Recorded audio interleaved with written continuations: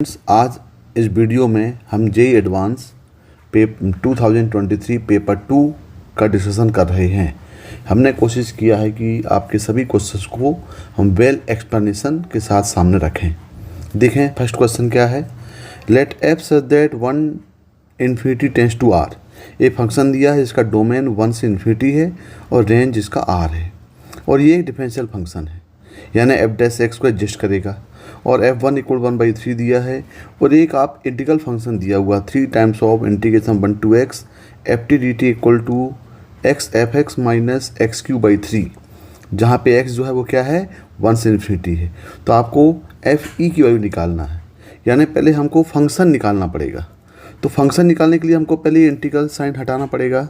तो integral sign हटाने के लिए हम दोनों तरफ डिफरेंशिएट कर देते हैं। तो क्या हो जाएगा, देखिए ये हो जाएगा D Y by D X of 3 times of integral of 1 to x F T D T equal to, दोनों तरफ ले लें, इक्वल टू हो जाएगा ये D Y by D X of, ये हो जाएगा यहाँ पे X F X minus X cube by 3।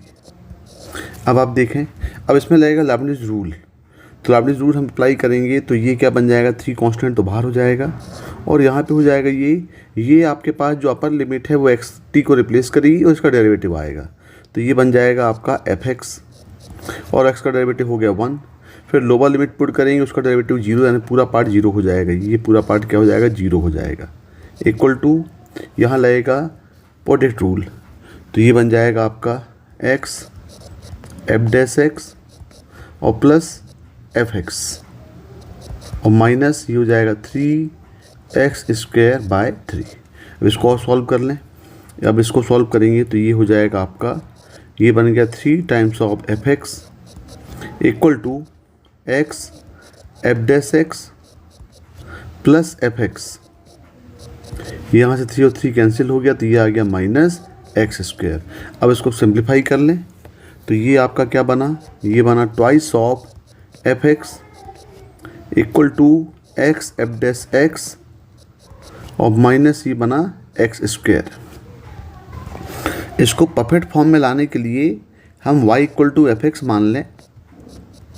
तो ये जो आपका D Y by D X होगा ये हो जाएगा एफ डैश एक्स। तो इसको अरेंज करें, तो इसको अरेंज करेंगे तो ये बन जाएगा आपका X D Y by D X minus X square minus 2y equal to हो जाएगा 0। अब देखो लगता है लीनियर फॉर्म में अरेंज होने वाला है। फिलहाल बर्नौली फॉर्म दिया हुआ है, तो इसको हम पहले परफेक्ट फॉर्म में अरेंज करें तो ये हो जाएगा X D Y by D X minus 2y, ये इक्वल टू हो जाएगा एक्स स्क्वायर। अब यहाँ पे क्योंकि आपको मालूम है कि आपका लीनियर फॉर्म होता है वो होता है D Y by D X plus P into Y equal to Q. यहाँ पे पी और क्यू फंक्शन ऑफ एक्स होंगे या कांस्टेंट होंगे। तो यानी coefficient of D by D x हमेशा 1 होगा। तो हमें यहाँ पे जो coefficient of D by D x x है इसको यहाँ से हटाएं, यानी पूरे फंक्शन को या पूरे इक्वेशन को हम डिवाइड कर दें एक्स से। तो ये क्या बन जाएगा, ये बन जाएगा D Y by D X minus twice of, ये हो जाएगा आपका Y upon X equal to हो जाएगा ये एक्स। तो देखें ये आपके पास फॉर्म बन गया D Y by D X minus 2 by X Y equal to X. यहाँ पे कंपेयर करेंगे तो p क्या मिल गया, p इक्वल टू हो गया यहाँ पे आपके पास 2 by x minus 2 by x, और q जो है ये बन गया x। अब इसको सॉल्व करने का रूल क्या है, इसको सॉल्व करने के लिए हम इसका इंटीग्रेटिंग फैक्टर निकालेंगे। तो इसका जो इंटीग्रेटिंग फैक्टर होगा ये हो जाएगा e integration of p into D x. तो यहाँ हो जाएगा e, p की वैल्यू कितनी है माइनस 2 बाई एक्स और ये डी एक्स। इसको इंटीग्रेट करेंगे तो ये हो जाएगा e माइनस 2 आएगा, ये लॉग एक्स हो जाएगा। इसको और फॉर्म e के फॉर्म में अरेंज करें तो e माइनस हो जाएगा ये लॉग एक्स स्क्वायर, और इसका आउटपुट कितना आएगा फिर 1 बाय एक्स स्क्वायर होगा। अब इसका सॉल्यूशन कितना हो जाएगा, इसका सॉल्यूशन हो जाएगा आपका y क्या होता है solution, y into integrating factor equal to integration of q integrating factor dx और प्लस क्या होगा ये c होगा। तो ये फॉर्मूले में इसको हम यहाँ पे पुट कर दें तो देखिए ज़रा क्या बन जाएगा। ये हो जाएगा y इंटू इंटीग्रेटिंग फैक्टर होगा 1/x² equal to whole integration q की वैल्यू कितनी दिया है, x दिया है, x इंटू 1/x² dx और प्लस c। अब इसको आगे इंटीग्रेट कर दें तो ये हो गया y/x² इक्वल टू, ये कैंसिल हो गए तो 1/x का इंटीग्रेशन हो जाएगा ये log x और यहाँ पे हो जाएगा प्लस c।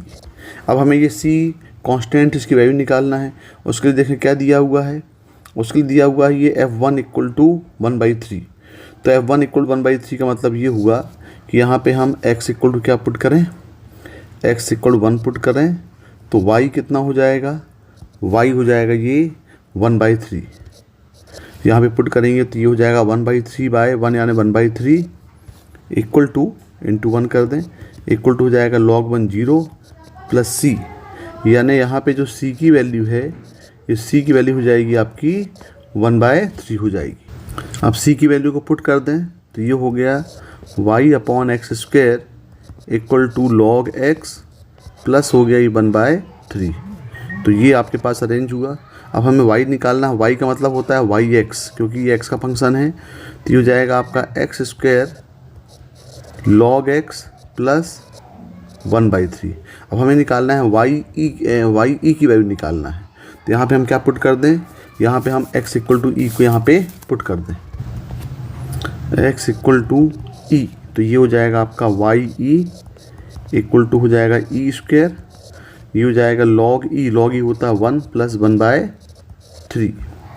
तो यहाँ देख रहे हैं ये हो जाएगा आपका y इक्वल टू e² और ये हो जाएगा आपका 4/3।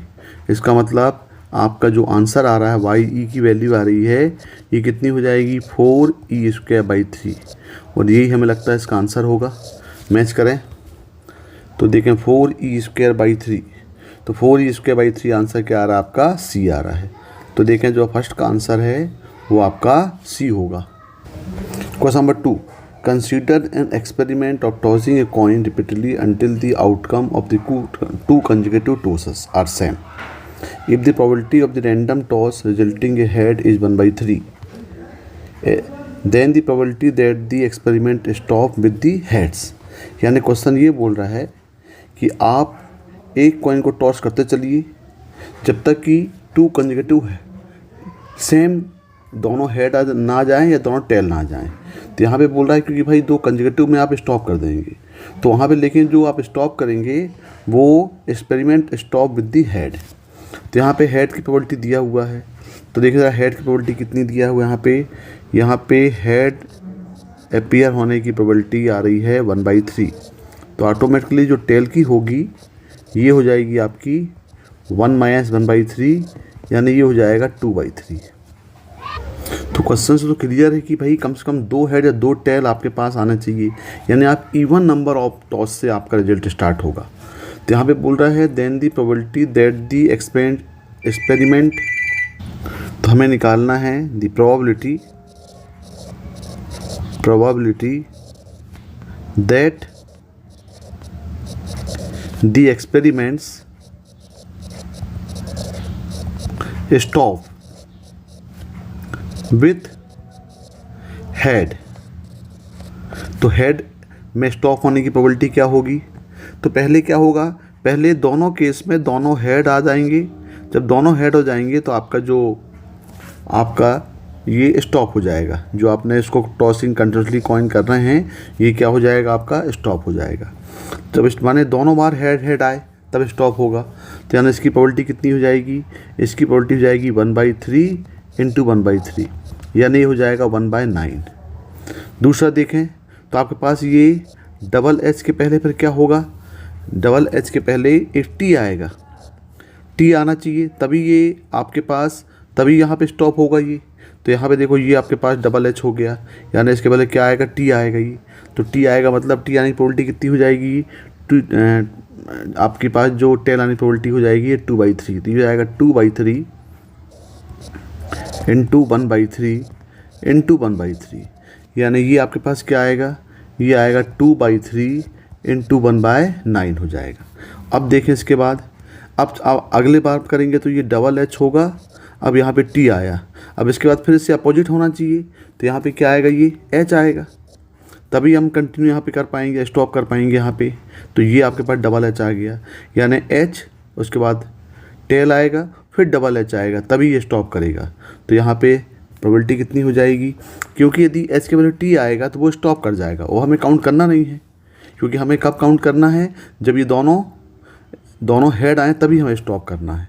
तो ये आपके पास क्या आएगा, ये हो जाएगा 1/3 इंटू 2/3, और डबल एच का हो जाएगा 1/3 इंटू 1/3, यानी ये आपके पास क्या मिल गया, ये मिला 1/3 इंटू 2/3 और फिर ये 1/9। और देखें आगे, यदि और आगे टर्म देखें तो डबल एच के बाद स्टॉप करना है, तो ये टी आया, फिर एच आया, इसके पहले फिर टी आया होगा, तब यहाँ जाके स्टॉप करेगा ये।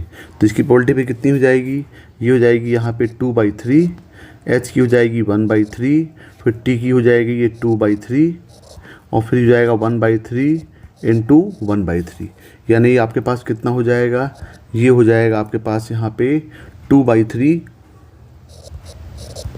इंटू 1/3 इंटू ये 2/3, और ये हो गया आपका 1/9।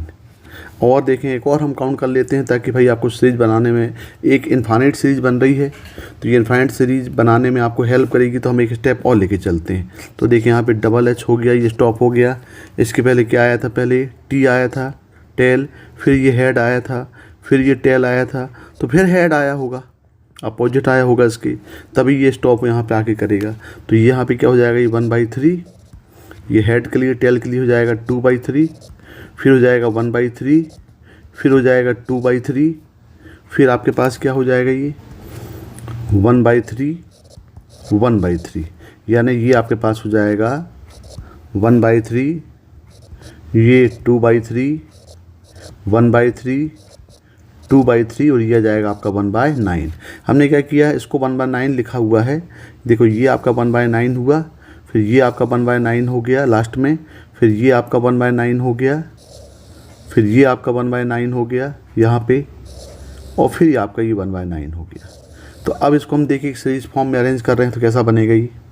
तो फाइनली क्या होगा, ये फाइनली आपके पास जो प्रोबेबिलिटी हो जाएगी ये क्या होगी, PHH, फिर इसके बाद प्रोबेबिलिटी ऑफ किसकी हो जाएगी, PH, TH और H हो जाएगा। फिर ये प्रोबेबिलिटी हो जाएगी आपके पास H, T, H और H हो जाएगा। फिर प्रोबेबिलिटी हो जाएगी T, H, T और ये फिर HH हो जाएगा। और फिर ये प्रोबेबिलिटी हो जाएगी H, T, H, T, H और H, और इस टाइप से कहाँ तक जाएगा, ये जाएगा अप टू इन्फिनिटी। तो इसकी प्रोबेबिलिटी कितनी हो जाएगी, ये इसकी प्रोबेबिलिटी हो जाएगी आपकी, ये तो हो गया आपके पास 1/9 प्लस फिर कितना हुआ, ये हुआ 2/3 इंटू 1/9, फिर हो गया प्लस 1/3 इंटू 2/3 इंटू 1/9, फिर हो गया प्लस 2/3 1/3 2/3 इंटू फिर ये 1/9 और प्लस फिर ये हो जाएगा लास्ट में करें इसका तो क्या हो जाएगा, ये हो जाएगा 1/3 2/3 1/3 फिर ये 2/3 और फिर ये 1/9 अप टू इन्फिनिटी तक गया है। अब देखें तो डिफरेंट टाइप की सीरीज मिल रही है। अब यहाँ ये चीज़ तो क्लियर है कि सब में देख रहे हैं आप, ये 1/9 1/9 1/9 सब में कॉमन है। और यदि आप देखें तो यहाँ पे ये 1/3 के साथ, अब यहाँ देख रहे हैं ये 1/3 का सीरीज जो मैच हो रही है, ये 2/3 1/3, यहाँ 2/3 1/3, ये टर्म एक्स्ट्रा आ रहा है। तो देखें आप ये और ये वन सेकेंड और फोर्थ टर्म और आपका सिक्स टर्म, ये सेम, ये आपके पास करंट वे में जाएगा, इसका ये जीपी बना रहा है ये, और आपका ये फर्स्ट थर्ड और ये फिफ्थ टर्म आएगा। तो इसको हम ज़रा एक साथ लिखते हैं, फिर देखते हैं कैसा बन रहा है ये series. First term 1/9, third term हो जाएगा 1/3 इंटू 2/3 इंटू 1/9, प्लस इसका जो फिफ्थ टर्म होगा ये हो जाएगा आपका 1/3, 2/3, 1/3, 2/3 और 1/9। ये अप टू क्या जा रहा है, इन्फिनिटी जा रहा है आपका। ये आपका पहला सीरीज आपके पास दिख रही है। और यहाँ पे हम ले सकते हैं फिर प्लस दूसरा। अब यहाँ पे ले लें फर्स्ट और थर्ड और फिफ्थ लिया है, अब सेकेंड टर्म लें। अब यदि हम सेकेंड टर्म इसका लिखेंगे तो क्या हो जाएगा, ये हो जाएगा 2/3 इंटू 1/9, 2/3 इंटू 1/9 हो गया, प्लस ये हो जाएगा आपका 2/3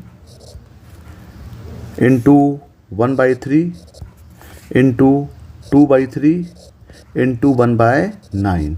ये अप टू कहाँ तक जाएगा, इन्फिनिटी तक जाएगा। अब आप ध्यान से देखें तो दोनों ये आपके पास जीपी बन रही है। ये पहली वाली फर्स्ट सीरीज में आपके पास जो ए आ रहा है, फर्स्ट में देखें आप, आपके पास जो ए आ रहा है, ये ए कितना आ रहा है, देखें ये ए आ रहा है 1/9।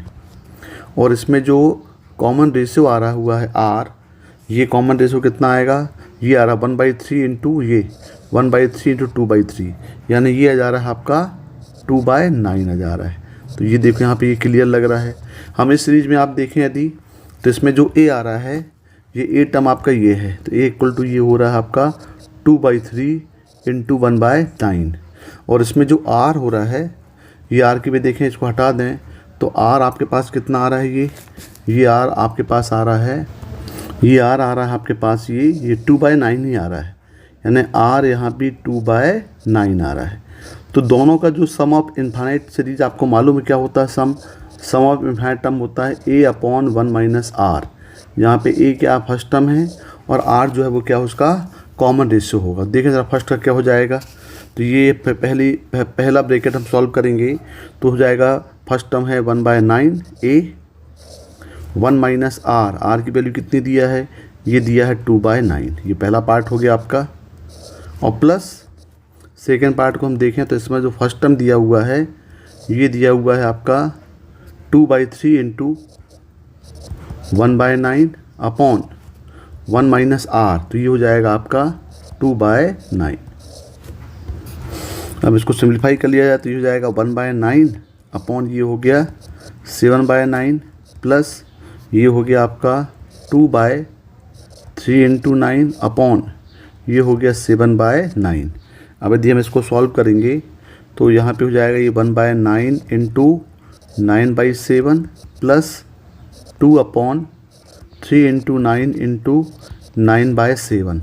तो देखें ज़रा अब क्या हो गया, ये आपका 9 से 9 कैंसिल हो गए, यहाँ पे 9 से 9 कैंसिल हो गए, तो यहाँ पे आ गया आपका कितना आ गया, ये हो गया आपका, ये आ गया 1/7 और यहाँ पे आ गया ये 2/21।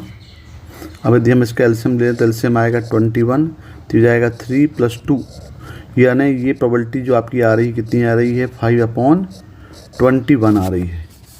मतलब ये हुआ कि यहाँ पे जो बोल रहा है the experiment stop with head, ये प्रोबेबिलिटी कितनी होगी 5/9। देखिए आंसर 5/9 दिया है यहाँ पे आपके पास 5/21, सॉरी आंसर कितना है, ये 5/21 है।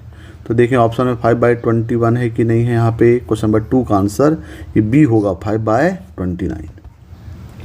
Question number 3, for any y belongs to r, cot inverse y belongs to 0 से पाई और tan inverse y belongs to -π/2 से π/2। ये मालूम है इसके, ये आपके पास दिए हुए हैं 0 से पाई और -π/2 से π/2।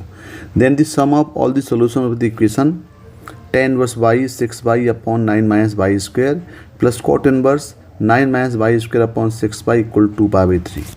और यहाँ पे दिया क्या है, यहाँ पे आपके पास y की रेंज दिया हुआ है 0 mod of y less than 3।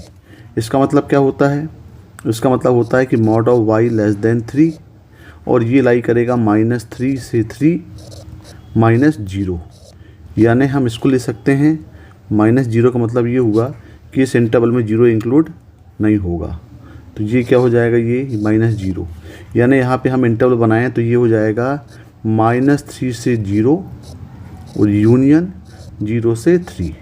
तो ये आपके पास क्या मिल गई, y की रेंज मिल गई। अब यदि आप ध्यान से देखें क्वेश्चन को, तो आपको जो इक्वेशन सॉल्व करना है उसमें दिया हुआ है tan inverse 6y upon 9 - y square और cot inverse 9 minus Y square upon 6y। इसके जो एंगल्स हैं वो रेसिप्रोकल में दिए हैं।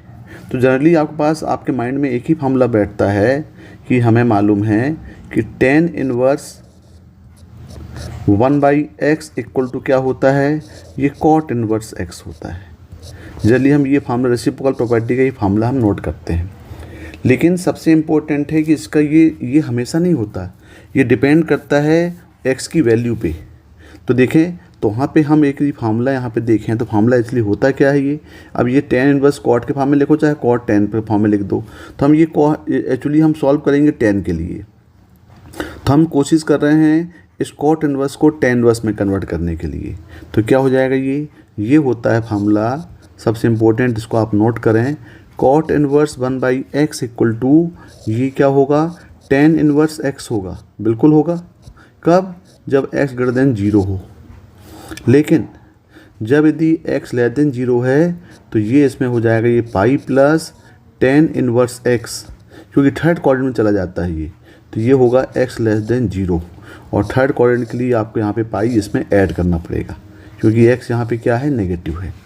तो उसको हमें उस रेंज में लाने के लिए हमें ये फार्मूला पुटअप करना पड़ेगा। तो ये दोनों केस लेके चलना पड़ेगा कि क्योंकि y की वैल्यू क्या क्या दिया हुआ है, यहाँ पे y की वैल्यू दिया हुआ है -3 से 0 और 0 से 3। तो हम यहाँ पे केस बना लें। तो देखिए यहाँ पे हम पहले सॉल्व कर रहे हैं केस 1। तो केस 1 में क्या ले रहे हैं हम, केस 1 में हम सॉल्व कर रहे हैं और हम ले रहे हैं कि जो एंगल है 6y upon 9 minus Y square, ये क्या है, ये ग्रेटर देन 0 है, यानी ये वाला केस ले रहे हैं, x ग्रेटर देन 0 वाला केस ले रहे हैं। तो इस केस में क्या हो जाएगा, इस केस में आपके पास जो आपके पास cot inverse 9 minus Y square upon 6y, ये क्या हो जाएगा, ये इक्वल टू हो जाएगा tan inverse 6y upon 9 minus Y square. ये रेसिप्रोकल प्रॉपर्टी यहाँ अप्लाई हो जाएगी कब, जब यहाँ पे x मतलब ये पूरा इन प्लेस ऑफ x यहाँ क्या है 6y माइनस 9y स्क्वायर, ये ग्रेटर देन 0 होगा। और ये ग्रेटर देन 0 होगा तो ये किस रेंज में आ रहा है, अब इसमें हम चेक करें, क्योंकि y की रेंज तो -3 से 0 और 0 से 3 है। तो आप देखें इसको, तो ये जो रेंज आ रहा है ये 0 से 3 में आएगा। ये कहाँ पे आएगा, ये y बिलोंग्स टू आ जाएगा 0 से 3। तो 0 से 3 में 6y upon 9y square always greater than 0 होगा। अब हम यहाँ इक्वेशन सॉल्व कर रहे हैं। tan inverse 6y upon 9 minus Y square plus cot inverse 9 minus Y square upon 6y equal to /3। तो हम ये कॉट को पहले tan में कन्वर्ट करते हैं। तो ये हम यहाँ पे tan प्रॉपर्टी पुट करें तो ये हो जाएगा tan inverse 6y upon 9 minus Y square plus cot inverse की वैल्यू क्या हो जाएगी, अभी हो जाएगा tan inverse 6y upon 9 minus x square equal to 2/3। अब देखेंगे, अब ये बन गया आपके पास tan inverse a plus tan inverse b का फॉर्म। और आपको मालूम है कि tan इनवर्स a और tan इनवर्स b का सम कितना होता है, तो tan inverse a plus tan inverse b, ये इक्वल टू हो जाएगा आपका tan inverse a plus b upon 1 minus A B. तो ये फॉर्मूला यहाँ पे हम क्या कर दें, अप्लाई कर दें। तो देखो ज़रा क्या हो जाएगा, tan inverse a plus tan inverse b equal to हो जाएगा ये tan इनवर्स। अब देखिए दोनों, अब tan इनवर्स, लेकिन आप ध्यान देखें b यहाँ a और b दोनों सेम लग रहे हैं। जब a और b यहाँ सेम हैं तो ये इसका डायरेक्ट ट्वाइस हो जाएगा। हम इसको अप्लाई क्यों करें, हम डायरेक्ट इसको ट्वाइस कर दें तो ज़्यादा बेटर होगा ये। तो ट्वाइस ऑफ tan इनवर्स ये हो जाएगा आपका 6y upon 9 minus Y square, ये इक्वल टू हो जाएगा 2/3। तो ये 2 और 2 दोनों कैंसिल हो गए। तो यहाँ पे क्या आ जाएगा, ये हो जाएगा आपका 6y upon 9 minus Y square, ये इक्वल हो जाएगा 10π/3। और 10π/3 कितना हो जाएगा, 10π/3 हो जाएगा √3। तो इसको हम क्रॉस मल्टीप्लाई कर दें तो ये बन गया 6y equal to 9√3 minus √3y square. और यदि हम इसको अरेंज करेंगे तो ये हो जाएगा √3y square plus 6y minus 9√3 equal to हो जाएगा 0। अब देखें आप, ये इक्वेशन मिल गया और y कहाँ लाई कर रहा है, y लाई कर रहा है 0 से 3 में। तो हम इसको एक तो फार्मूला मेथड्स लगा दें या फिर इसको फैक्टराइज कर लें। तो यदि हम यहाँ फैक्टराइज करें तो देखो ज़रा, यहाँ से हम क्या करें, पहले यहाँ से √3 कॉमन ले लें। √3 कॉमन लेंगे तो ये हो जाएगा आपका y² प्लस ये हो जाएगा आपका 2√3y माइनस 9 इक्वल टू 0। अब इसको फैक्टराइज कर लें तो ये मिलेगा आपको √3y² प्लस ये हो जाएगा आपका, इसको मिल सकते हैं 3√3y minus √3y minus 9 equal to 0। अब इसको फैक्टराइज कर लें तो ये मिल जाएगा, रूट्स क्या मिलेंगे यहाँ पे, √3 तो बाहर है, ये मिल जाएगा आपको डायरेक्ट लिखें तो y प्लस यहाँ मिलेगा 3√3 और यदि यहाँ से हम √3 कॉमन लेंगे तो ये मिल जाएगा आपका y माइनस √3 ये इक्वल टू 0। यानी y की वैल्यू क्या मिल गई, यहाँ पे आपके पास y इक्वल टू मिल जाएगा √3 and y equal to minus 3√3। अब ये नेगेटिव वैल्यू एक्सेप्ट नहीं करेगा क्योंकि आपके पास y कहाँ लाई कर रहा है, 0 से 3 के बीच में लाई कर रहा है ये। तो इसका मतलब आपका इसका सॉल्यूशन जो होगा वो क्या होगा, y equal to √3 is solution. ये आपका क्या होगा, पहला सॉल्यूशन होगा क्योंकि ये y बिलोंग्स 0 से 3 को सेटिस्फाई कर रहा है। अब हम बिल्कुल सिमिलर इसका दूसरा केस लेके चलें, केस 2। तो देखिए ज़रा केस 2 क्या है। केस 2 में हम लेके चल रहे हैं कि यदि 6y upon 9 minus y² less than 0 हो जाए। जब लेस देन 0 होगा तो यहाँ पे जो y है वो कहाँ पे लाई करेगा, फिर ये लाई कर रहा है -3 और 0 के बीच में, ये इंटरवल में। और जब ये लेस देन 0 है तो कॉट इन्वर्स की वैल्यू कितनी हो जाती है, तो यहाँ पे हमने पढ़ा है कॉट इन्वर्स 1/x जो है ये इक्वल टू हो जाएगा पाई प्लस tan इन्वर्स x हो जाएगा। तो ये हम इक्वेशन में इसको पुट कर दें तो आपका जो इक्वेशन है वो इक्वेशन क्या दिया हुआ है, तो डायरेक्ट हम इसको पाई प्लस के फॉर्म में लिखें तो पुट करेंगे तो आपका जो इक्वेशन जो फाइंड करना है वो मिल जाएगा आपको tan इन्वर्स, जिसका सोल्यूशन निकालना है 6y upon 9 minus y² plus pi plus cot inverse के प्लेस में लिख देंगे pi plus tan inverse 6y upon 9 minus y² equal to हो जाएगा ये 2π/3। अब यहाँ पे हम इसको सॉल्व करें तो ये हो जाएगा twice of tan inverse 6y upon 9 minus y² equal to ये क्या मिल जाएगा आपको 2π/3 माइनस पाई, और ये क्या हो जाएगा, ये 2π/3 माइनस पाई हो जाएगा -π/3। तो यहाँ पे मिल जाएगा ये tan inverse 6y upon 9 minus y² equal to हो जाएगा ये -π/6। और यहाँ पे हम इसको सॉल्व करें तो हो जाएगा 6y upon 9 minus y² equal to मिल जाएगा tan -π/6। और tan -π/6 की वैल्यू क्या होती है, ये हो जाएगी आपकी -1/√3। यानी हमें इक्वेशन मिला 6y upon 9 minus y² equal to -1/√3। अब इसको सॉल्व कर लिया जाए। अब इसको भी क्रॉस मल्टीप्लाई कर दें तो क्या हो जाएगा, क्रॉस मल्टीप्लाई ये हो जाएगा आपको y² मल्टीप्लाई करेंगे क्रॉस से तो हो जाएगा y² माइनस 9 इक्वल टू हो जाएगा ये 6√3y। और इसको हम क्वाड्रेटिक फॉर्म में कन्वर्ट कर दें तो ये हो जाएगा y² minus 6√3y plus 9 equal to 0।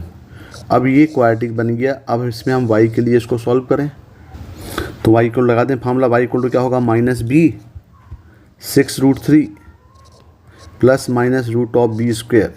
तो b² कितना हो जाएगा, ये हो जाएगा आपका 36 × 3 मतलब 108 -4ac। तो -4ac कितना हो जाएगा, देखिए यहाँ पे ये नेगेटिव होगा भाई, ये हमने पॉजिटिव लिख दिया, ये आपका क्या हो जाएगा नेगेटिव। तो ये हो जाएगा प्लस 4AC मतलब कितना हुआ, ये हुआ 36/2। अब यदि हम इसको सिंप्लीफाई करें तो क्या हो जाएगा, देखिए ये हो जाएगा आपका 6√3 प्लस माइनस, यहाँ पे हम ले सकते हैं इसको, ये हो जाएगा 144 का जाएगा 12/2, यानी यहाँ पे y इक्वल टू मिल जाएगा 3√3 प्लस माइनस, ये हो जाएगा आपका 2a होगा एक्चुअली 2a, तो 2a इक्वल टू 1 सही है ये, तो ये 12/2 मतलब हो जाएगा 6। तो ये मिला आपके पास, यानी एक बार ले लें पॉजिटिव, एक बार ले लें नेगेटिव, तो y की वैल्यू क्या मिल गई यहाँ पे, y इक्वल टू मिल जाएगा ये 3√3 प्लस 6, और यहाँ मिलेगा y इक्वल टू 3√3 माइनस 6 हो जाएगा। अब देखें ये √3 प्लस 6, तो क्योंकि आपका इंटरवल आ रहा है 0 से 3 के बीच में, तो ये तो बहुत बाहर हो गया, यानी ये पॉसिबल नहीं है, इसको आप क्या कर देंगे, रिजेक्ट कर देंगे। हम इसको एक्सेप्ट करेंगे, y इक्वल टू 3√3 माइनस 6, तो ये दूसरी वैल्यू आपके पास मिल गई, y equal to 3√3 minus 6।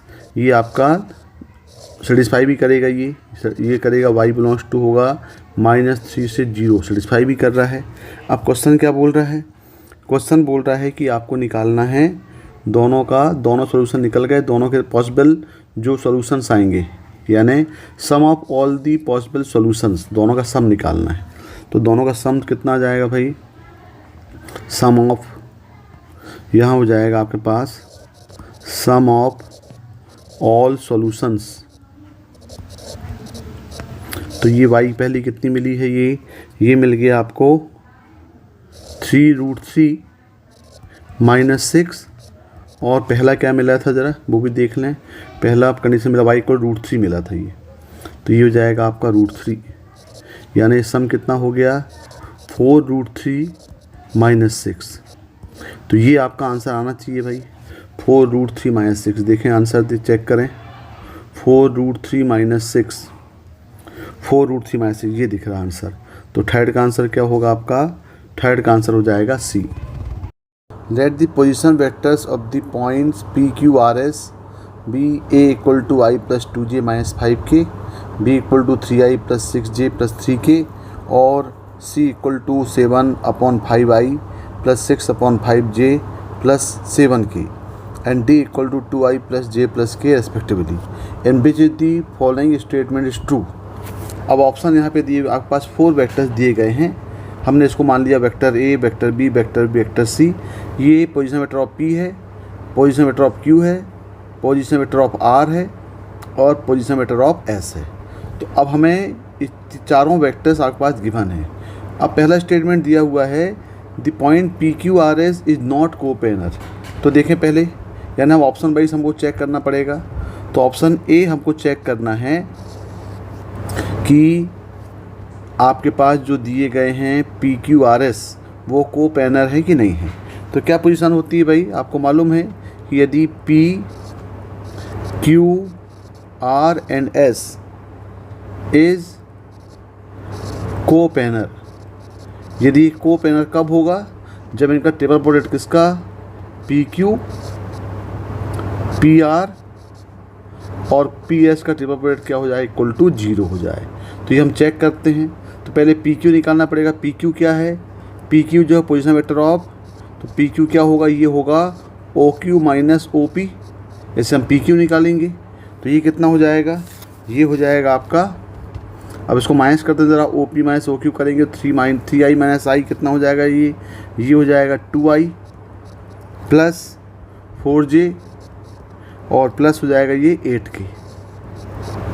Similar आप निकालेंगे पी आर, तो पी आर क्या हो जाएगा, ये पी आर जो वेक्टर है ये हो जाएगा O R minus O P.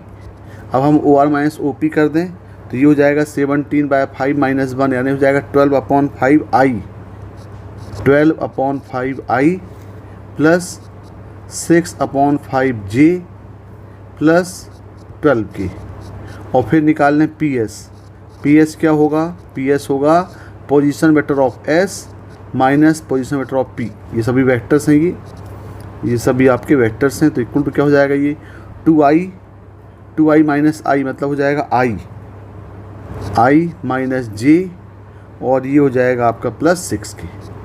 तो ये वेक्टर मिल गए। अब इनका हम निकालें, ट्रिपल प्रोडक्ट निकाल लें। तो ट्रिपल प्रोडक्ट क्या हो जाएगा भाई, यहाँ पे ये आप देखें PQ PR PS, इसका ट्रिपल प्रोडक्ट आपका हो जाएगा, ये डायरेक्ट डिटरमिनेंट फॉर्म बन जाएगा। ये हो जाएगा आपका 2 4 8 12/5 6/5 12 1 -1 और ये हो जाएगा 6। इसको सॉल्व कर लें आप तो ये जाएगा 2, ये हो जाएगा आपका 36/5 माइनस जाएगा +12 -4, ये हो जाएगा आपका 72/5 -12 +8, ये हो जाएगा -12/5 -6/5। अब इसको ज़रा सॉल्व करें तो ये हो जाएगा आपका 2, ये हो जाएगा 60 मतलब हो जाएगा 96/5 -4, ये हो जाएगा आपका -4 करेंगे तो जाएगा 12/5 और हो जाएगा +8 और ये हो जाएगा आपका +8 इंटू ये हो जाएगा आपका कितना है 18 इंटू 8 हो जाएगा 144 हो जाएगा ये। तो ये जाएगा माइनस, ये आपका हो जाएगा -144/5। अब इसका एलसीएम लेके सॉल्व कर लें। यदि इसका हम एलसीएम लेंगे तो ये हो जाएगा 5, ये हो जाएगा आपका 192 -48 -144।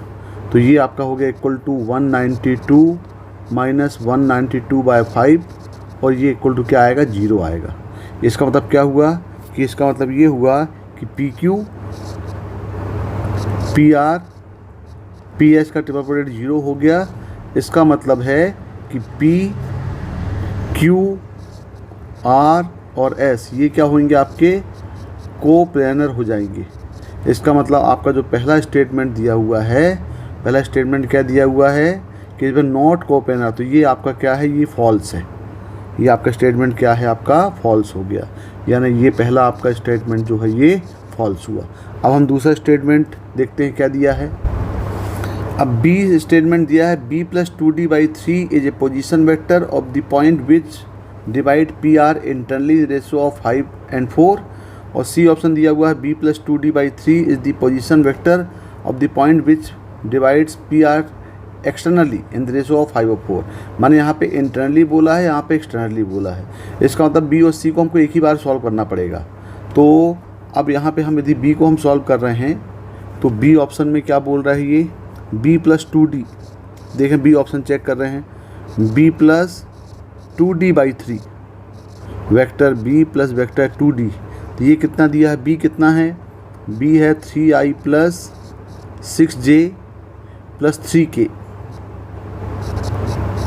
और +2i ऑफ d हो जाएगा आपका 2i + j + k dividing by कितना है, ये डिवाइडिंग बाई 3 है। इसको जरा सॉल्व करें तो क्या आएगा, ये आ जाएगा आपका 7i + 8j प्लस ये हो जाएगा 3 और 2 हो जाएगा 5k/3, यानी ये वेक्टर आ रहा है आपका। क्या वेक्टर मिल गया, आपको मिला b + 2d/3 की वैल्यू ये मिल गई। और अब आपके पास बोल रहा है कि ये जो पॉइंट है ये वेक्टर क्या है, एक्चुअली ये वेक्टर क्या बोल रहा है, point divides PR externally in the ratio of 5 and 4। यानी आपके पास इंटरनली डिवीज़न का फार्मूला लगा के हम चेक करें क्या वो ऑप्शन सही कि नहीं है। तो देखें ज़रा इसको, यहाँ पे हम चलो ले लेते हैं, मान लो बात ये आपके पास P वेक्टर है और ये आपके पास वेक्टर क्या है R दिया हुआ है। तो P वेक्टर कितना है, ये है I + 2j - 5 के वेक्टर है ये। और आपके पास जो R वेक्टर दिया है ये दिया है 17/5i + 16/5j और +7k। थोड़ा लेंदी क्वेश्चन है ये। अब यहाँ पे हम मान लें कि पॉइंट यहाँ पे क्या है, T है और इसको बोल रहा है 5⁴ में डिवाइड कर रहा है। तो हम T कोऑर्डिनेट निकाल लें।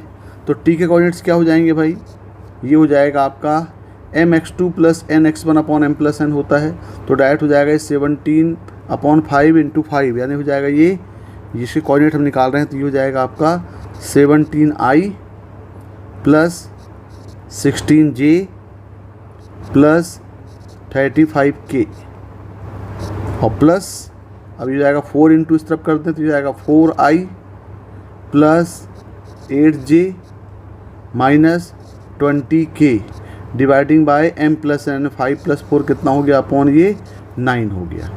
तो देखिए इसको सॉल्व करें कितना आ गया, ये 17 प्लस 4 यानी हो गया ये 21i प्लस ये हो गया 24j और 35 माइनस करेंगे तो ये जाएगा प्लस 15k बाय 9। 3 से डिवाइड कर दो इसको आप, तो 3 से डिवाइड करेंगे तो t क्या मिल जाएगा, t मिलेगा आपको 7i plus 8j plus 5k bye 3।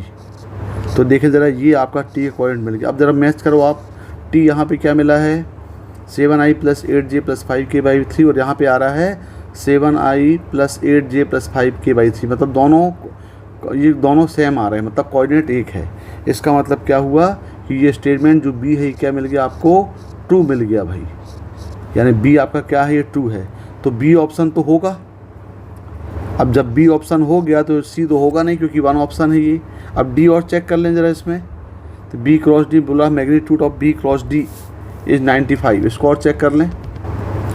The square of magnitude of b cross d is 95, यानी आपको निकालना है b क्रॉस d का स्क्वायर। तो b क्रॉस d का मैग्नीट्यूड का स्क्वायर ये हमें निकालना है।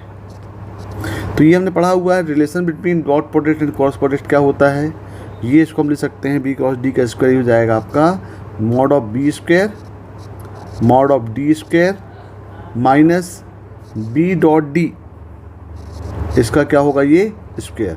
तो ये फॉर्मूला आप नोट कर लें, इसको हम बोलते हैं डॉट प्रोडक्ट और क्रॉस प्रोडक्ट के बीच का रिलेशन। तो मॉड ऑफ b स्क्वायर निकाल लें आप, मॉड ऑफ b कितना हो जाएगा, ये हो जाएगा root of 3 square 9 plus 6 square 36 plus 9, यानी ये हो जाएगा आपका रूट ऑफ 54। तो यहाँ पे मॉड ऑफ b स्क्वायर कितना आ गया, ये हो जाएगा 54, ये आएगा मॉड ऑफ b स्क्वायर। अब मॉड ऑफ d स्क्वायर निकाल लें, तो मॉड ऑफ d स्क्वायर हो जाएगा, मॉड ऑफ d निकालने पहले जाएगा root of 2 square 4 plus 1 plus 1, यानी ये होगा रूट ऑफ 6। तो मॉड ऑफ d स्क्वायर कितना होगा, रूट ऑफ 6 हो गया। अब दोनों का डॉट प्रोडक्ट निकालें b डॉट d, तो b डॉट d आप निकालोगे तो कितना आएगा, ये b डॉट d हो जाएगा आपका 3i प्लस 6j, तो ये मल्टीप्लाई करेंगे तो 3 2 6 ये हो गया और प्लस 6 इंटू 1 6 हुआ और प्लस हो जाएगा ये आपका कितना 3 इंटू 1 कितना हुआ 3 हुआ, यानी इसका डॉट प्रोडक्ट कितना आ गया, ये आ गया आपका 15। तो b डॉट d का डॉट प्रोडक्ट कितना आ गया, 15 आ गया। अब फार्मूला इनपुट कर दो, फार्मूला क्या था आपका, b cross d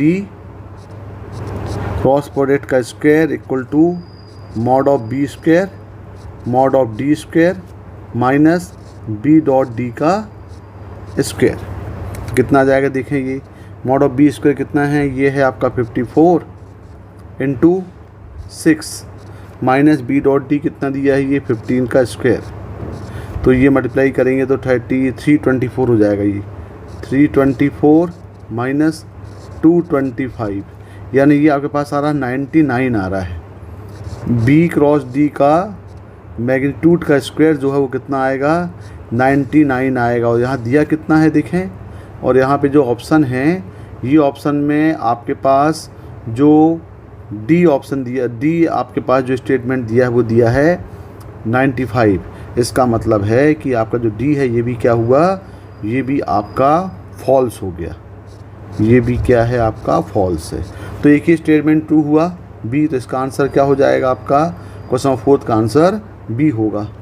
question number 5, let m is a matrix, एक मैट्रिक्स दिया हुआ 3/3 के जो aij के फॉर्म में है और ij के जो एलिमेंट होगा वो 1 2 3 में से कोई एक होगा, और ये 3/3 की मैट्रिक्स दिया हुआ है और वो इस टाइप से डिफाइन किया है कि aij इक्वल टू 1 होगा if J plus one is divisible by I, otherwise वो क्या हो जाएगा, आपका 0 हो जाएगा। तो अब एक मैट्रिक्स M डिफाइन करते हैं। पहले यहाँ पे जो हम एक डिफाइन कर रहे हैं M ये मैट्रिक्स हो जाएगा 3/3 का।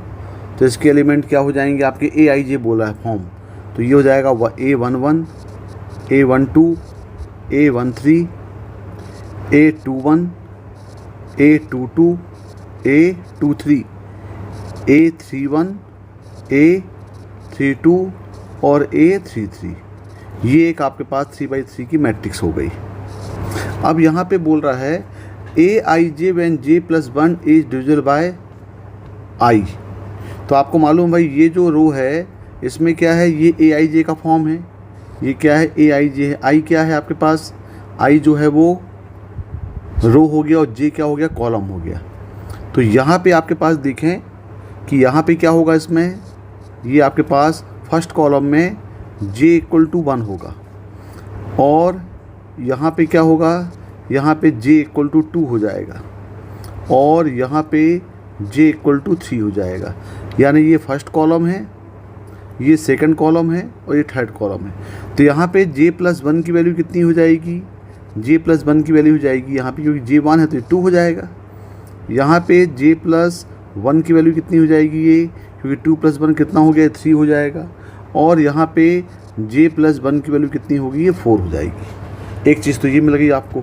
अब यहाँ पे क्या है, यहाँ पे आपके पास ये I है, तो ये I = यहाँ पे 1 है, यहाँ पे I = कितना दिया है, 2 दिया है, और ये I = दिया नहीं है, मतलब ये 3 होगा क्योंकि ये फर्स्ट रो है, ये आपका क्या है, फर्स्ट रो है, ये सेकेंड रो और ये थर्ड कॉलम है।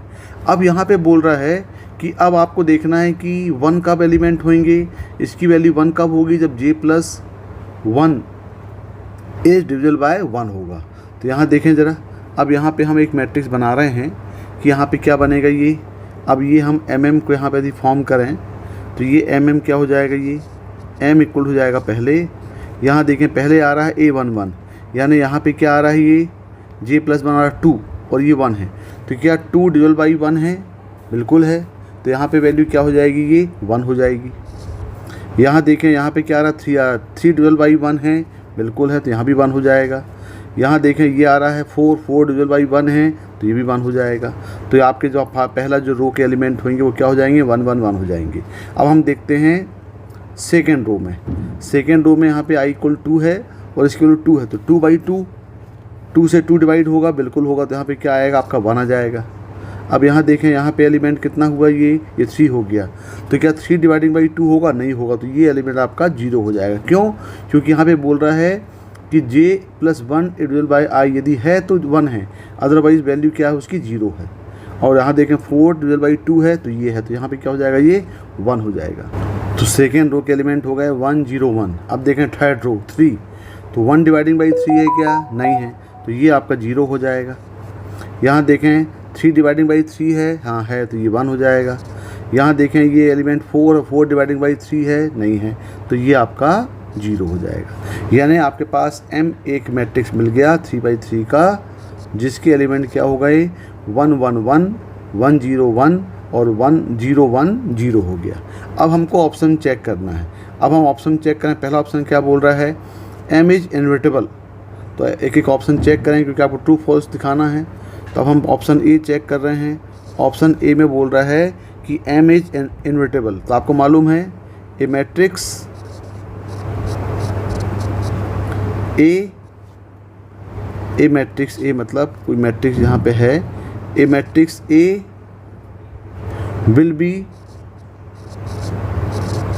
Invertible if determinant of A is not equal to 0। यदि उसका डिटरमिनेंट नॉट इक्वल 0 है, इसका मतलब क्या है, वो इनवर्टिबल होगा। तो यहाँ पे हम निकालते हैं, ज़रा डिटरमिनेंट ऑफ M निकाल लेते हैं। डिटरमिनेंट ऑफ M निकालेंगे तो देखो कितना आएगा, ये डिटरमिनेंट ऑफ M निकालेंगे तो ये हो जाएगा 1, ये हो जाएगा आपका 0 -1 -1, तो ये हो जाएगा आपका 0 हो जाएगा। और ये +1 करेंगे तो आएगा ये 1 -0, यानी ये हो जाएगा, यहाँ पे कितना आएगा, ये होगा -1, फिर हो जाएगा ये ये 0 और ये +1, यानी ये हो गया आपका 0 हो गया। तो डिटरमिनेंट ऑफ m की वैल्यू 0 आ गई। जब 0 आ गई इसका मतलब क्या है कि ये आपका इन्वर्टेबल नहीं है, क्योंकि इन्वर्टेबल यदि है तो वो नॉट इक्वल 0 आना चाहिए। इसका मतलब क्या हुआ, this one m is not invertible, m invertible नहीं है। तो हम बोल सकते हैं कि आपका जो ऑप्शन ए है, यानी ऑप्शन ए है, ऑप्शन ए क्या हो गया, ये रॉन्ग हो गया। अब हम ऑप्शन बी में देखें। ऑप्शन बी बोल रहा है there is just a non zero column matrix A1 A2 A3 such that M A1 A2 A3 equal to -A1 -A2 -A3, यानी आपके पास एक नॉन जीरो कॉलम मैट्रिक्स है। मान लें भाई दिया हुआ है एक नॉन जीरो कॉलम मैट्रिक्स, तो यहाँ देखें यहाँ पे नॉन जीरो कॉलम मैट्रिक्स क्या माना है, ये मैट्रिक्स को माना है A1 A2 और ये A3 एक कॉलम मैट्रिक्स है। अब यहाँ पे बोल रहा है ये इक्वेशन दिया हुआ है, एक matrix equation M A1 A2 A3 ये equal to -A1 -A2 -A3। तो इसका जो सॉल्यूशन होगा यहाँ से मतलब A1 A2 निकालें इस इक्वेशन को सॉल्व करके, तो बोल रहा है there is just a non zero column matrix, यानी A1 A2 A3 में से इनमें से एक नॉन जीरो कॉलम मैट्रिक्स बन रहा है कि नहीं बन रहा है। अब इसको हम सॉल्व कर लें। तो M तो आपको मालूम है M क्या मिला हुआ है, M हमको मिला हुआ है, M की वैल्यू क्या दी गई है यहाँ पे, आपके पास मैट्रिक्स आपने निकाला है, ये है आपका 1 1 1 1 0 1 0 1 और 0, और ये आप करेंगे यहाँ पे क्या बोला है ये A1 A2 A3 ये इक्वल टू क्या हो जाएगा, क्या दिया हुआ है -A1 -A2 -A3। अब यदि हम इसको सॉल्व करें तो क्या आएगा, देखें सॉल्व कर रहे हैं तो ये आ जाएगा इक्वेशन। इसको सॉल्व करेंगे तो क्या बनेगा, पहला इक्वेशन ये हो जाएगा A1 + A2 + A3 equal to क्या आएगा, कंपेयर करेंगे तो इक्वल टू होगा -A1। दूसरा हो जाएगा ये A2 0 यहाँ पे आएगा, तो ये हो जाएगा आपका A1 + A3 equal to -A2, और थर्ड में हो जाएगा यहाँ पे A2 इक्वल टू -A3।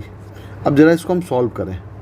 यदि इसको हम सॉल्व कर रहे हैं तो यहाँ देखें क्या आ रहा है ये, यदि इसको हम सॉल्व करेंगे यहाँ पे, तो यहाँ पे देखें आप, यहाँ पे A2 और ये आपके पास जो दिया हुआ है ये हो जाएगा A2 + A3 इक्वल टू 0, और जब A2 + A3 0 होगा तो ये पार्ट आपका 0 हो गया, यानी यहाँ पे आपके पास क्या मिलेगा, पहले तो ये मिल गया कि A1 इक्वल टू क्या मिल जाएगा, आपको 0 मिल जाएगा। और यदि A1 इक्वल टू 0 मिल गया, इसका मतलब ये हुआ कि दूसरा इक्वेशन यहाँ पे यदि A1 0 पुट करेंगे तो ये मिलेगा A2 + A3 इक्वल 0 मिलेगा।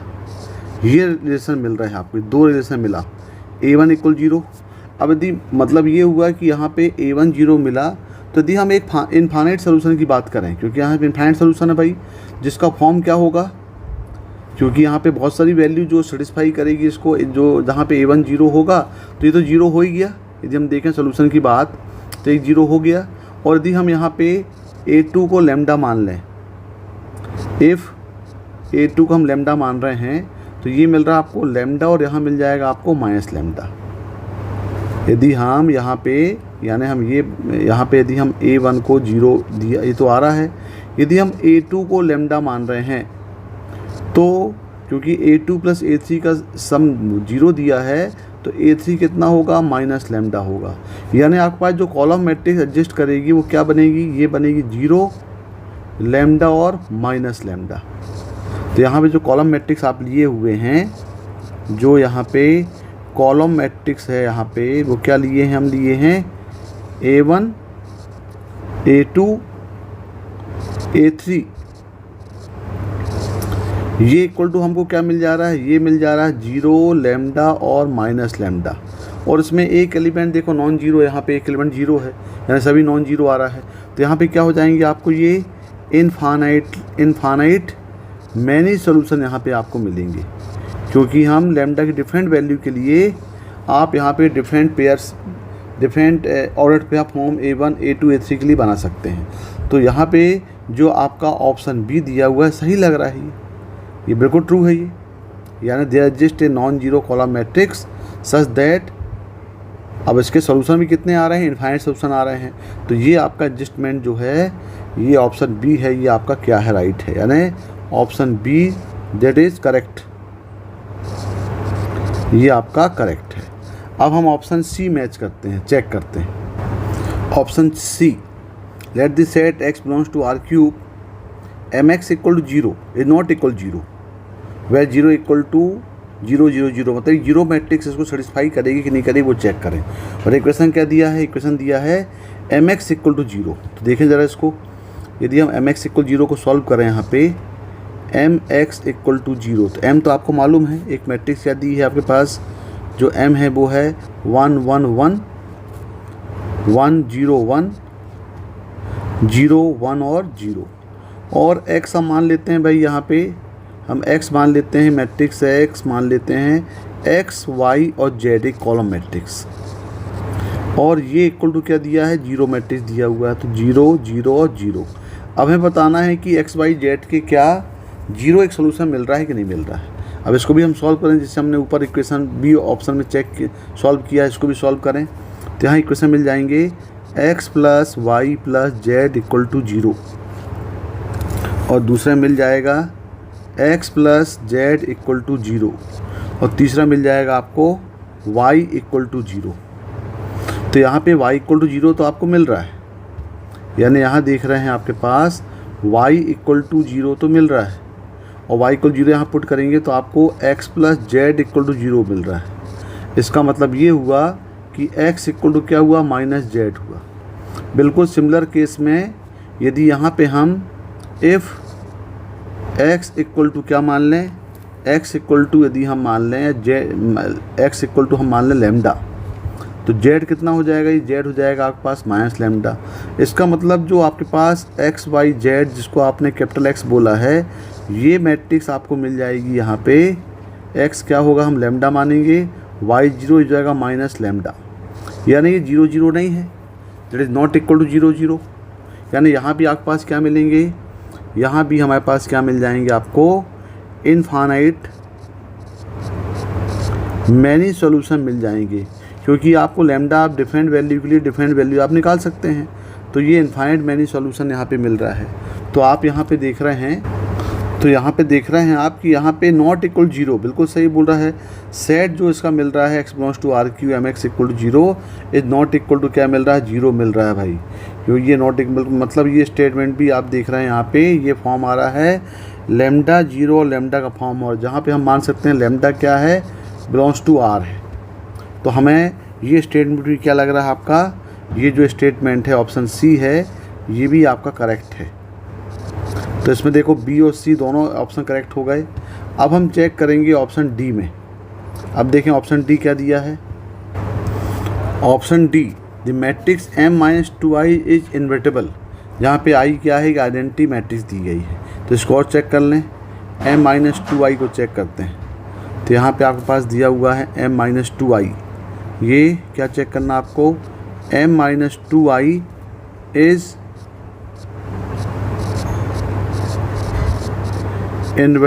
इन्वर्टिबल। तो m-2i देखें क्या मिलेगा भाई आपको, m हो जाएगा 1 1 1 1 0 1 0 1 और 0। ये आपके पास क्या मिला है, मैट्रिक्स m है, -2i, और i यहाँ यूनिट मैट्रिक्स है, तो आइडेंटिटी मैट्रिक्स तो क्या हो जाएगा, ये 2 0 0 2 मल्टीप्लाई कर देंगे, 0 2 0 और 0 0 2, और यहाँ पे सॉल्व करेंगे तो ये आपको क्या मिल जाएगा, देखें ये मिल जाएगा यहाँ पे 1 माइनस 2 यानी हो जाएगा -1, ये हो जाएगा 1, और यहाँ पे 1, ये हो जाएगा 1, ये हो जाएगा -2, ये हो जाएगा आपका 1, ये हो जाएगा 0, यहाँ हो जाएगा 1, ये हो जाएगा -2। अब इसको हम चेक कर लें, इसका हम डिटरमिनेंट निकाल लें तो हो जाएगा m माइनस 2i का डिटरमिनेंट निकालें तो क्या हो जाएगा, ये हो जाएगा -1, 4 -1 -1 -2 हो जाएगा, और ये +1 तो ये हो जाएगा आपका 1 + 0। तो ये देखें कितना आ गया, ये आ गया आपका -3, ये हो गया +2 और ये हो गया +1, यानी देखो 0 आ रहा है। इसका मतलब ये हुआ कि m माइनस 2i ये इक्वल टू आ गया 0। तो हम क्या बोलेंगे, तो m minus 2i is not invertible, क्योंकि कोई मैट्रिक्स इन्वर्टिबल कब होता है, जब उसका डिटरमिनेंट 0 ना हो। तो इसका मतलब ये हुआ कि आपका, क्योंकि स्टेटमेंट क्या दिया हुआ है कि ये दिस वन इज इन्वर्टिबल दिया हुआ है, देखिए यहाँ पे इज इन्वर्टिबल, यहाँ नॉट इक्वल 0 आना चाहिए था लेकिन यहाँ पे इक्वल 0 आ रहा है। इसका मतलब ये नॉट इन्वर्टिबल है। तो आपका जो ऑप्शन डी है, ये ऑप्शन डी आपका रॉन्ग है। ऑप्शन डी क्या होगा, ये आपका रॉन्ग होगा। तो यहाँ पे जो ऑप्शन आपके सही ऑप्शन क्या होंगे, फिर जो सही ऑप्शन हो रहे हैं वो हो रहे हैं आपके बी एंड सी, ये दोनों ऑप्शन आपके राइट होंगे, क्योंकि मोर देन 1 का क्वेश्चन है ये। तो देखें इसका आंसर क्या होगा, फिफ्थ का आंसर आएगा बी और C, B and C is the right option. Question number 6, let f such that 0 1 tends to r be defined as box x minus 1/4 का स्क्वायर और x minus 1/2। अब यहाँ से बोल रहा है जहाँ पे बॉक्स x दिया हुआ है ग्रेटर इंटीजर लेस देन और इक्वल टू x है, ये ग्रेटर इंटीजर फंक्शन दिया हुआ है, then which of the following statement are true, मतलब यहाँ पे मोर देन 1 के क्वेश्चन ऑप्शन हैं। यहाँ पे जो x दिया हुआ है वो दिया हुआ है 0 से 1 के बीच में, x बिलोंग्स टू 0 to 1। तो देखें पहले हमें ये 4x के लिए सॉल्व करना पड़ेगा। तो यदि 0 less than x less than 1 है तो 4x कहाँ पे लाई करेगा, 0 और 4 के बीच में लाई करेगा। और यहाँ पे बॉक्स ऑफ 4x का वैल्यू क्या क्या होगी, तो आपको मालूम भाई ये हमेशा इंटीजर पार्ट होगा। तो इंटीजर क्या क्या होते हैं 0 और 4 के बीच में, यहाँ पे होगा 1 2 और ये हो जाएगा आपका 3, यानी यहाँ पे 4x इक्वल टू क्या हो जाएगा 1 हो जाएगा। तो x की वैल्यू कितनी हो जाएगी, ये 1/3। 4x इक्वल टू यदि 2 होगा तो यहाँ पे x की वैल्यू क्या हो जाएगी 2/3 हो जाएगी। और यदि 4x इक्वल टू 3 है तो यहाँ पे अच्छा ये 1/3 नहीं 1/4 होगा। ये यहाँ पे देखें आप, यहाँ पे ये 4x इक्वल टू 1 तो x कितना होगा, ये 1/4 हो जाएगा। यहाँ पे 1/4, ये 2/4 और यहाँ पे x कितना हो जाएगा, ये 3/4 हो जाएगा। इसका मतलब ये हुआ कि ये इंटरवल में आपके पास 0 1 के बीच में ये आपके पास 3 और इंटरवल्स आपके पास मिलेंगे। तो हमको पहले इसको इंटरवल फॉर्म में कन्वर्ट करना पड़ेगा। तो यदि हम इसको इंटरवल फॉर्म में कन्वर्ट करें तो इंटरवल क्या बन जाएगा आपका 0, ये हो जाएगा आपका 0 less than x less than 1/4, दूसरा हो जाएगा 1/4 less equal to x less than 2/4, फिर हो जाएगा ये 2/4 less equal to x less than 3/4 और फिर हो जाएगा 3/4 less equal to x less than 1। तो ये आपके पास टोटल इंटरवल में ये आपका कन्वर्ट हो जाएगा। और यहाँ पे जो डाउटफुल पॉइंट्स आपको दिख रहे हैं, ये डाउटफुल पॉइंट कौन कौन से मिलेंगे, 1/4 2/4 और 3/4। तो इसको पहले डिफाइन कर लें ज़रा हम पहले। अब इसको डिफाइन करेंगे। यदि अब आपके पास जो f(x) है वो तो ये है, ये f(x) आपके पास वैल्यू गिवन है। अब यहाँ पे हमने क्या किया, इंटरवल निकाला। तो 0 और 1/4 के बीच में ये बॉक्स की वैल्यू कितनी हो जाएगी, ये बॉक्स की वैल्यू तो क्या हो जाएगी आपकी 0 हो जाएगी, क्योंकि यहाँ पे 0 और 1/4 के बीच में ये बॉक्स की वैल्यू हो जाएगी 0। फिर देखें ये 1/4 और 2/4 के बीच में ये जो बॉक्स x है, ये बॉक्स ऑफ 4x है, इसकी वैल्यू जाएगी 1।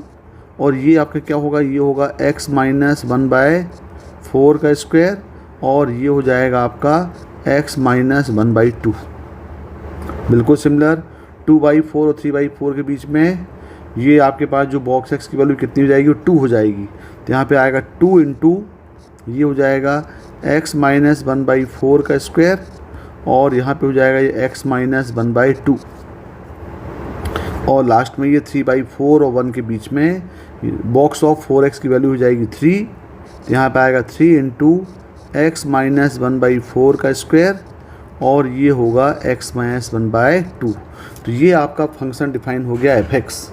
अब यहाँ पे डाउटफुल पॉइंट क्या क्या दिख रहे हैं आपको यहाँ पे, क्योंकि आपको यहाँ पे क्वेश्चन ऑप्शन ए में, ऑप्शन में क्या बोल रहा है, देखें आपके पास ए ऑप्शन में बोल रहा है this function is discontinuous exactly at 1 point in 0 to 1।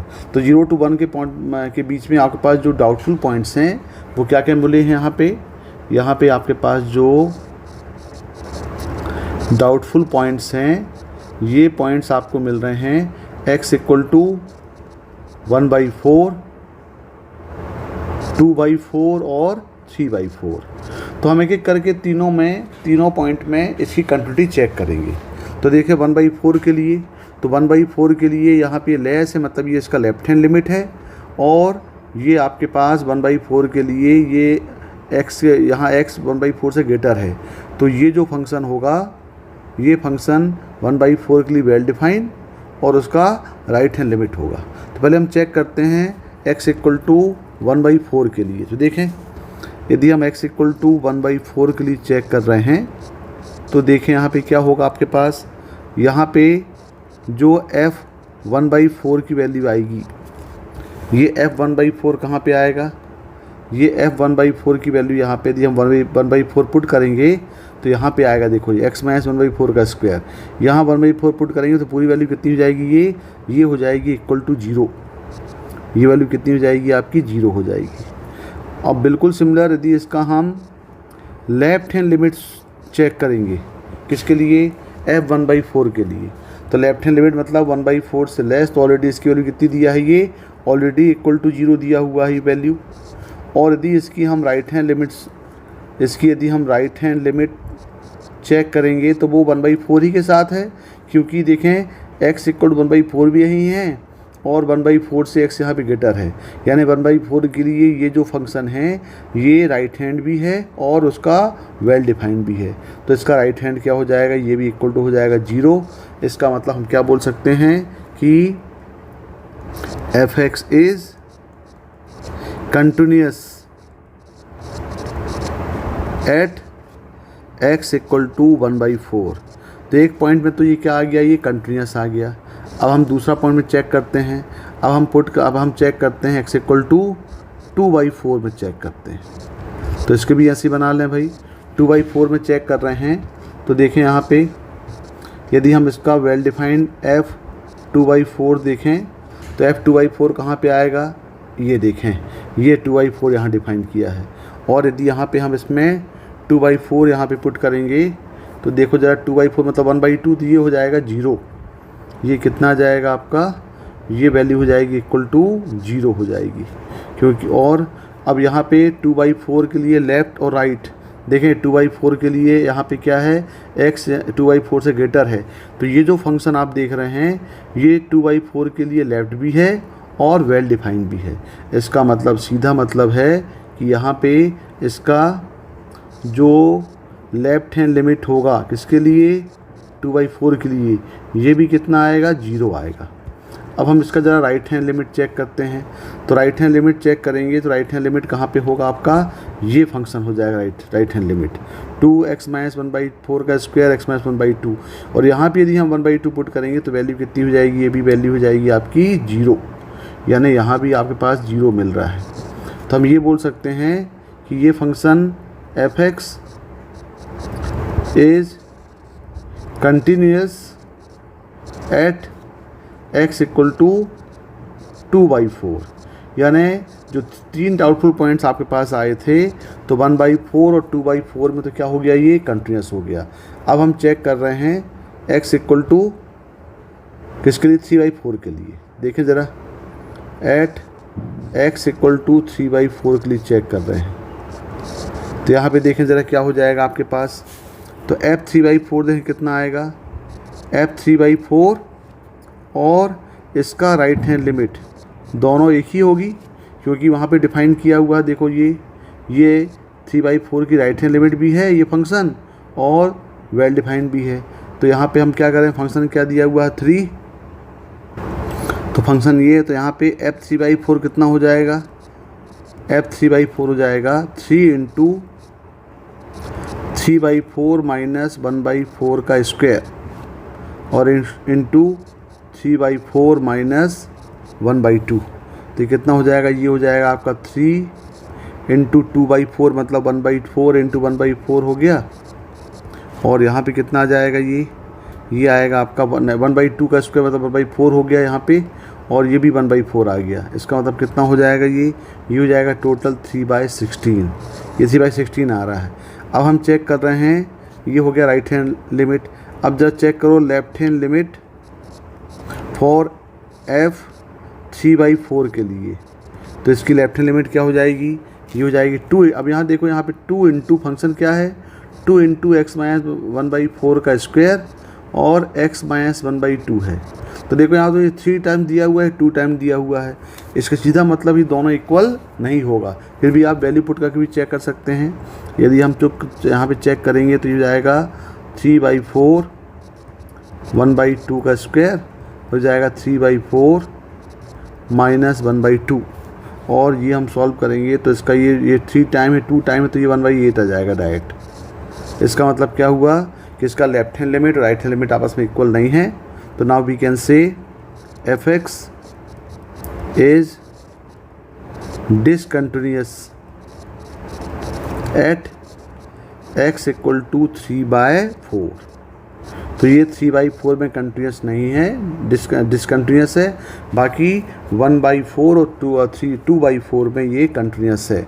तो आपका ऑप्शन क्या बोल रहा है, आपका ऑप्शन बोल रहा है कि this function f is discontinuous exactly at 1 point. Yes, at कौन सा पॉइंट है वो, तो ये है एट x इक्वल टू, ये है आपका कौन सा पॉइंट 3/4, और ये 3/4 कहाँ पे लाई कर रहा है, 0 1 बीच में लाई कर रहा है। तो आपका जो ऑप्शन ए है ये ऑप्शन क्या होगा, सही होगा। यानी यहाँ पे जो ऑप्शन ए आपके पास आ रहा है, यानी option A that is correct. Option A क्या होगा आपका, करेक्ट हो जाएगा। अब बी चेक करते हैं। बी बोल रहा है there is exactly 1.01 which is function F is continuous but not differentiable. यानी कंटिन्यूअस है उस पॉइंट में लेकिन वो डिफेंसिबल नहीं है।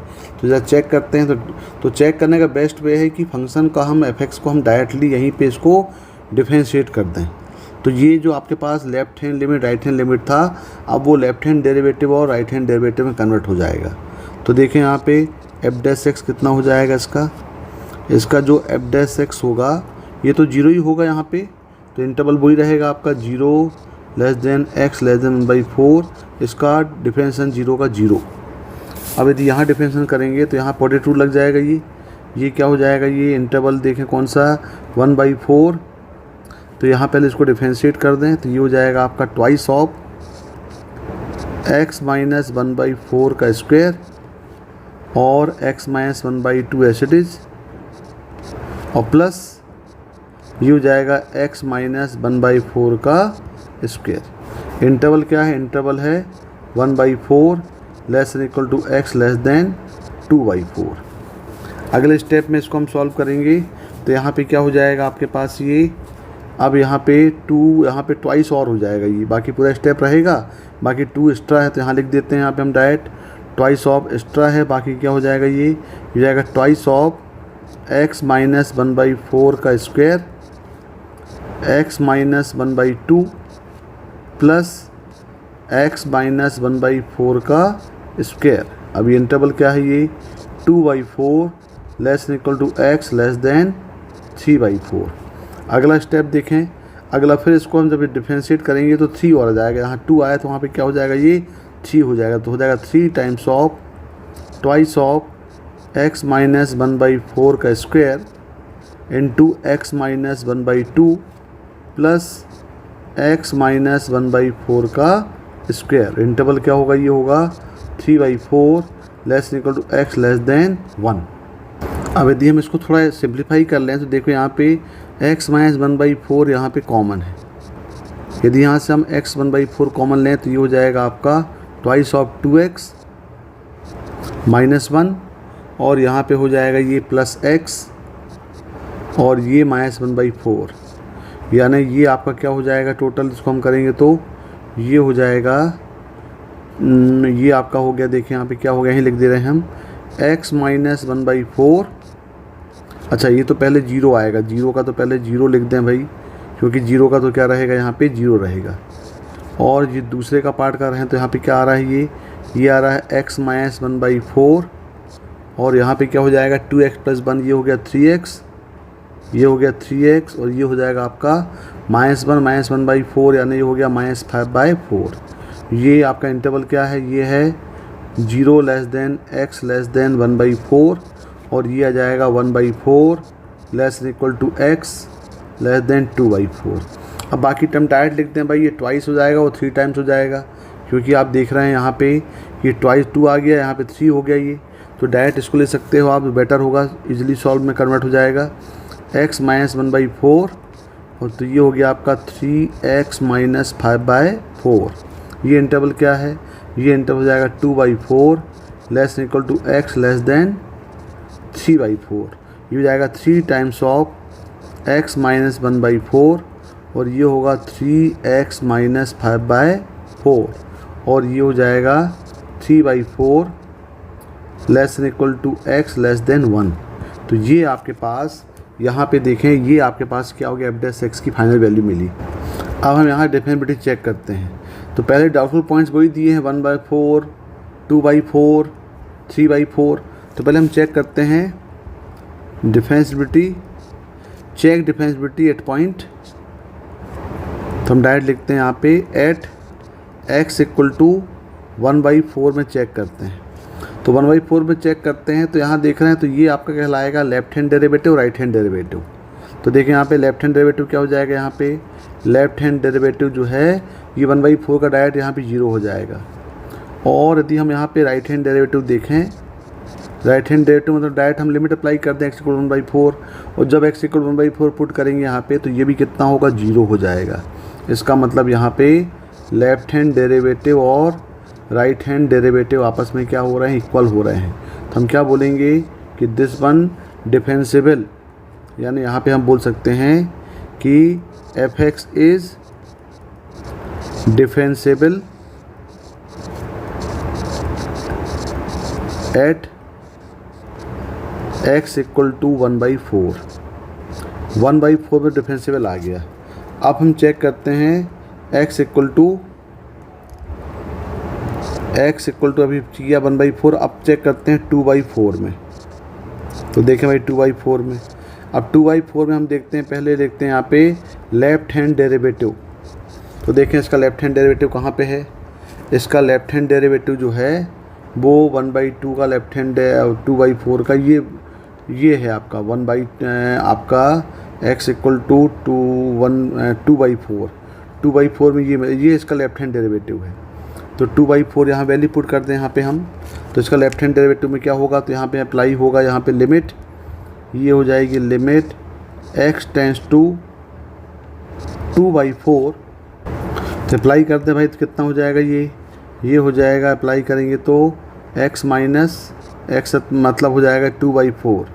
यहाँ पे x इक्वल पुट करेंगे 2/4, तो 2/4 - 1/4 और इंटू हो जाएगा 3, यानी हो जाएगा ये 3 × 2/4 - 5/4।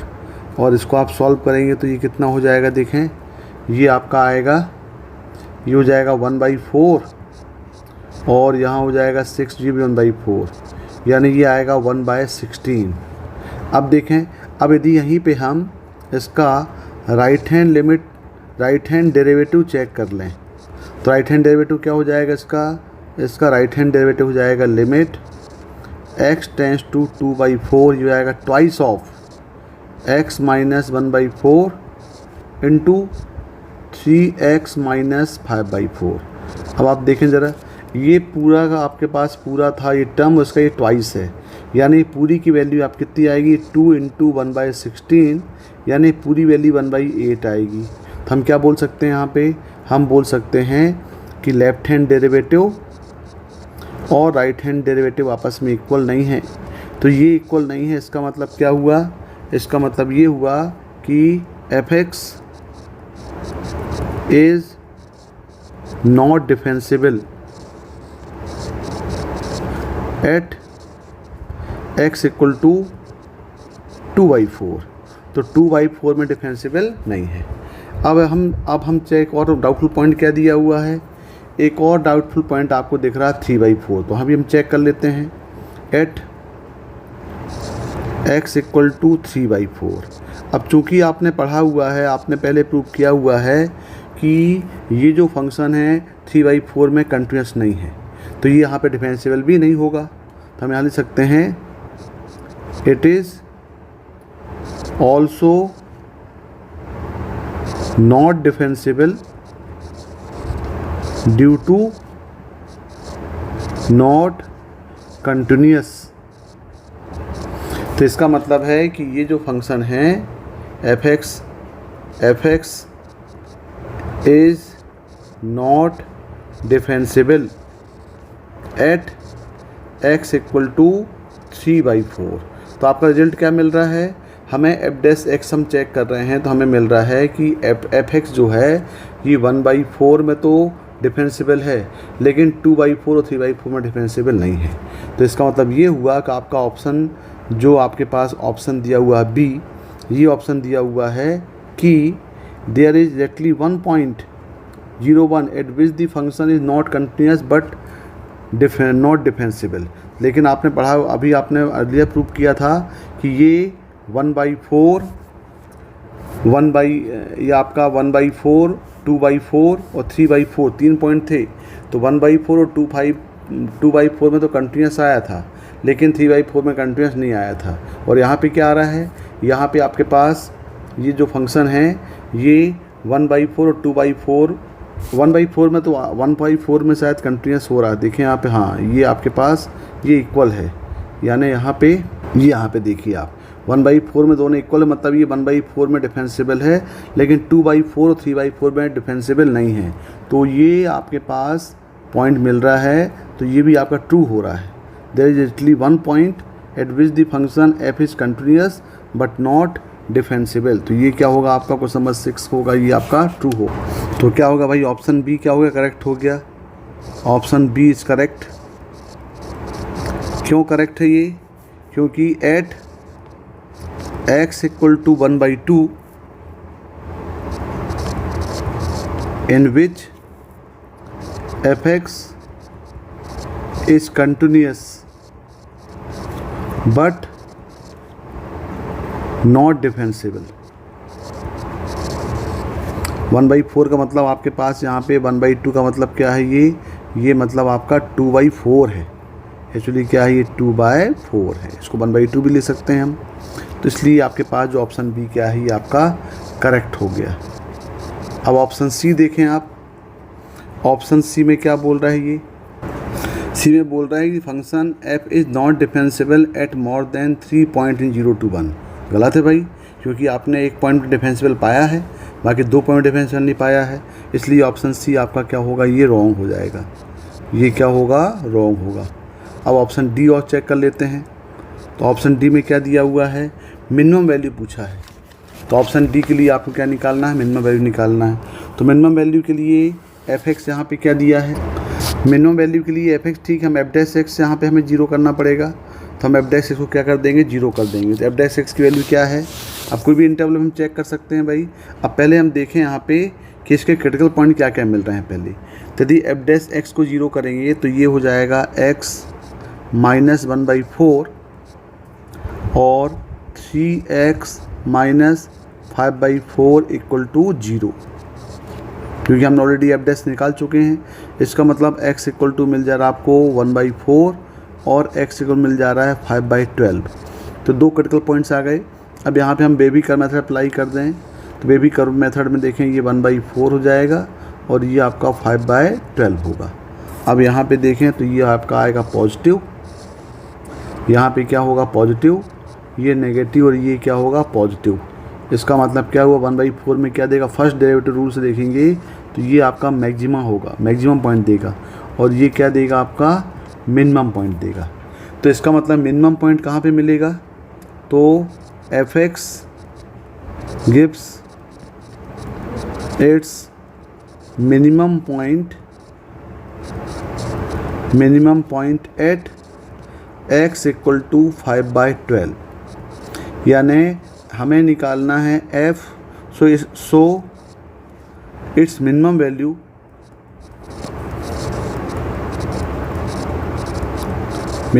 इस कितना होगा, ये होगा f ऑफ 5/12 हो जाएगा। तो हमको f 5/12 निकालना है। तो आपका डी ऑप्शन दिया है minimum value of the function is -1/512, और अभी आपने निकाला कि आपकी मिनिमम वैल्यू जो है वो मिल रही है x इक्वल टू 5/12 में। अब देखें x इक्वल 5/12 कहाँ मिलेगा आपको, तो हमें लगता है x इक्वल टू 5/12 यहाँ मिलेगा भाई, देखो इस इंटरवल में मिलेगा 5/12, क्योंकि यहाँ पे मल्टीप्लाई आप 3 कर दोगे, 3 यहाँ भी 3 करेंगे, यहाँ भी आप 3 कर दोगे और यहाँ भी 3 करोगे तो आएगा 3 कितना होगा ये, यानी ये इंटरवल हो जाएगा आपका, ये इंटरवल हो जाएगा 3/12 less equal to x less than ये होगा 6/12, और यहीं पे बीच में आपको क्या मिलेगा, यहीं पे मिलेगा x इक्वल टू 5/12। इसका मतलब ये हुआ कि ये आपके पास यहाँ पे आपको वैल्यू पुट करनी पड़ेगी। तो देखें यहाँ वैल्यू पुट कर लें भाई, यहाँ पे f मिनिमम वैल्यू, तो इसका fx कितना होगा, इसका fx हो जाएगा x माइनस 1/4 का स्क्वायर और x माइनस 1/2। तो यहाँ पे हम x इक्वल टू 5/12 पुट कर दें, मिनिमम वैल्यू हो जाएगी ये। तो f 5/12 इक्वल टू ये हो जाएगा 5/12 माइनस 1/4 का स्क्वायर, और ये जाएगा 5/12 माइनस 1/2। इसको हम सॉल्व करेंगे तो यहाँ पे आ जाएगा आपका एलसीएम आएगा 12, और यहाँ होगा 5 माइनस 3 का स्क्वायर, और यहाँ पे आएगा आपका एलसीएम आएगा 12, तो जाएगा 5 माइनस 6। तो कितना आ जाएगा भाई, ये होगा 4/140, माने ये हो गया आपका कैंसिल हुआ, तो ये हो गया 2 यहाँ कैंसिल हुआ तो ये हो गया यहाँ 2, यहाँ पे 12, तो ये हो गया 1/6, 1/6 का स्क्वायर हो गया 1/36, और यहाँ पे कितना आ गया, ये आ गया -1/12। अब इसको मल्टीप्लाई करेंगे तो ये आ जाएगा -1/432, यानी यहाँ पे जो मिनिमम वैल्यू मिल रही है ये f 5/12 मिल रही है, ये कितना होगा -1/432 होगी इसकी मिनिमम वैल्यू। और आपके पास क्या दिया हुआ है ऑप्शन में, देखें ऑप्शन में दिया हुआ है, यहाँ पे ऑप्शन में आपके पास दिया है, थोड़ा लेंदी क्वेश्चन है भाई, क्वेश्चन लेंदी आया है। आप देखिए minimum value of the function f is आया है -1/512, जबकि आपकी मिनिमम वैल्यू कितनी आई है, इसकी जो मिनिमम वैल्यू है ये आई है f कहाँ पे आई है, f 5/12 में आई है, कितनी है, ये है -1/432, यानी इसका मतलब ये ऑप्शन आपका दोनों ऑप्शन क्या हो गए, रॉन्ग हो गए। तो इसका जो राइट ऑप्शन होगा वो A और B होगा, यानी 6 का आंसर जो है वो A और B होगा। Let S with the set of twice differential function from R to R, एक सेट दिया हुआ है जो ट्वाइस डिफरेंशियल फंक्शन है जिसमें d2f/dx2 is greater than 0, double derivative positive दिया हुआ है, और x का इंटरवल दिया हुआ है -1 से 1, और यहाँ पे दिया हुआ है f belongs to S, f उस S का एक सबसेट है, जहाँ पे SF क्या है, SF is the point of intersection या number of points in x belongs to -1 to 1 which fx equal to x। एक लाइन के साथ इस कर्व का पॉइंट ऑफ इंटरसेक्शन पूछ रहा है, उसको क्या नाम दिया है, वो SF नाम दिया हुआ है। तो बोला कौन सा स्टेटमेंट ट्रू है, there exist a function f belongs to x जहाँ पे SF 0 है, यानी उस कर्व का इस लाइन के साथ इंटरसेक्शन 0 होगा, या फिर लेस देन इक्वल टू होगा, या इक्वल टू 2 होगा, या फिर there does not exist any function of f when xf equal to 1। तो यहाँ देखें ज़रा इसको, अब यहाँ पे जो दिया हुआ है कि d2f/dx², ये दिया हुआ है ग्रेटर देन 0। ये ग्रेटर देन 0 का मतलब ये हुआ कि आपके पास जो D F upon D x है ये क्या है, इज इंक्रीजिंग। ये क्या हो जाएगा आपका, ये इंक्रीजिंग होगा। और ये D two F upon D X two जो है ये आपका कहलाएगा, इसका जो ग्राफ होगा तो हम यहाँ पे बोल सकते हैं ग्राफ ऑफ एफ एक्स, जिसको हमने एफ बोला हुआ है, इज कॉनकेव अपवर्ड होगा। ये क्या होगा, इसका ये शेप क्या होगा, कॉनकेव अपवर्ड होगा। यहाँ देखें, यदि यहाँ पे हम आपको दिखाएं तो ये एक कर्व है। यहाँ पे क्या होता है, यहाँ पे आप देख रहे हैं कि यहाँ पे F dash x greater than 0 है और इसका जो डबल डेरिवेटिव है ये भी ग्रेटर देन 0 है। और ये पार्ट में देखिए डिक्रीज़ कर रहा है ये, तो यहाँ पे F dash x less than 0 है और F double dash x greater than 0 है। तो ये क्या, ये शेप कहलाएगा आपका कॉनकेव अपवर्ड कहलाएगा। तो ये आपके पास दिया हुआ है y equal to F X, ये फंक्शन दिया है। अब ये पूछ रहा है कि ये curve y equal to F X के साथ कितना इसके पॉइंट ऑफ इंटरसेक्शन होगा। तो देखें ज़रा, यदि हम पहली कंडीशन निकालें या पहला केस हम बनाएं तो यहाँ पे कि आपके पास जो कर्व दिया हुआ है ये कर्व हम मान लेते हैं कि ये क्या है, तो हम ये इस कर्व को हम मान लेते हैं कि भाई ये वाला शेप ले लेते हैं। हम क्या लेते हैं, ये शेप लेते हैं, ये इसको मान लेते हैं y इक्वल टू क्या है, ये एफ एक्स है। तो पहले देखें यहाँ पे एक लाइन बना लें। ये लाइन क्या होगा, पहला केस हम लेके चल रहे हैं तो ये हो जाएगी आपको F X equal to X. तो ये पॉसिबिलिटी ये बन सकती है कि ये जो कर्व बन सकता है वो ये कर्व बन सकता है भाई ये। तो देख रहे हैं दोनों के कोई भी पॉइंट ऑफ इंटरसेक्शन यहाँ पे नहीं मिलेंगे, ये आपकी पहली पॉसिबिलिटी बन सकती है। तो यहाँ पे जो एक्स एफ होगा यानी जो number of point of intersection curve और लाइन दोनों के कितने हो जाएंगे, ये 0 हो जाएंगे। तो एक पॉसिबिलिटी ये बनेगी। दूसरी पॉसिबिलिटी यदि हम देखें यहाँ पे कि हो सकता है कि ये जो कर्व है, अब ये हम दूसरी पॉसिबिलिटी यहाँ पे देखते हैं कि ये जो कर्व हम बना रहे हैं यहाँ पे, ये हम बना लें y इक्वल टू क्या है, ये हम मान लें कि y equal to F X है। ये y इक्वल टू एक्स मान लें, इसको ये दिया है। तो दूसरी पॉसिबिलिटी हो सकती है कि इसको क्या कर जाए, ये कर्व इसको ये टच कर जाए यहाँ पे, ये पॉसिबिलिटीज़ आपकी बन सकती है। ये y इक्वल टू क्या है, एफ एक्स, ये दूसरी पॉसिबिलिटीज़ बन सकती है। तो इस केस में जो आपके पास नंबर ऑफ सॉल्यूशन मिलेंगे आपको वो कितने मिल जाएंगे, एस एफ इक्वल टू बन जाएंगे आपको 1 मिल जाएंगे। तो यहाँ देख रहे हैं ये टच नहीं कर रहा है, तो इसका जो पॉइंट ऑफ इंटरसेक्शन वो 0 है। उसी पॉइंट ऑफ इंटरसेक्शन को एस एफ बोला है, एस एफ इक्वल 0। दूसरे केस में हम क्या बोल रहे हैं कि इसको ये मालूम बात यहाँ पे क्या कर रहा है, टच कर रहा है ये। तो यहाँ पे ये एफ एक्स इक्वल टू क्या है, 1 पॉइंट में टच कर रहा है, ये पॉसिबिलिटीज बन सकती है। तो यहाँ पे number of point of intersection of the curve and the line equal to क्या हो जाए, 1 हो जाए। और तीसरी पॉसिबिलिटीज हम देखते हैं यहाँ पे कि यदि आपके पास यहाँ पे यदि हम देखें तो ये हम बना लें, यहाँ पे आपके पास एक लाइन बन जाएगी। ये लाइन क्या हो गई, ये लाइन हो गई आपकी y इक्वल टू एक्स, ये तो फिक्स है। अब कर्व के डिफरेंट फॉर्म बोल रहा है, तो ये हम बोल सकते हैं भाई आपका कर्व ऐसा बन जाए, ये भी y equal to F X है, ये भी इंक्रीज़ कर रहा है, ये भी कॉनकेव अपवर्ड है, तो y equal to F x मिल जा रहा है। तो इसके जो पॉइंट ऑफ इंटरसेक्शन मिल रहे हैं वो कितने मिल रहे हैं आपको, 2 मिल रहे हैं। तो यहाँ पे एस एफ कितना हो जाएगा, ये 2 हो जाएगा। यहाँ पे एस एफ कितना होगा, 2। और हम मान सकते हैं कि पॉइंट यहाँ पे चलो ये -1 ले लें, ये 0 और ये 1 के बीच में है। यहाँ भी इंटरवल ले लें तो ये 0 हो जाएगा, ये -1 और ये आपका 1 हो गया। यहाँ भी हम ले लें तो ये 0 हो गया, ये हो गया आपका -1 और यहाँ पे 1। तो ये 3 केस राइज हो रहे हैं, यानी number of point of intersection 0 भी हो सकता है, 1 भी हो सकता है और यहाँ पे 2 भी हो सकता है। तो इसको हम बोल सकते हैं, सो by the graph of y equal to fx can intersect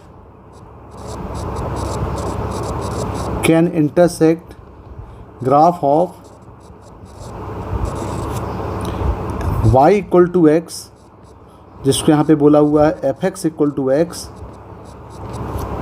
at most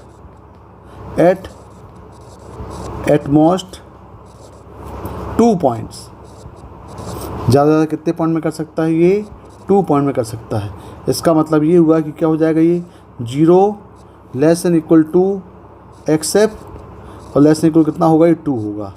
यानी आपके पास एफ एक्स की वैल्यू क्या क्या पॉसिबिलिटी बन सकती है, एस एफ एक्स 0 भी हो सकता है, 1 भी हो सकता है 2 भी हो सकता है, 0 1 के बीच में हो सकता है।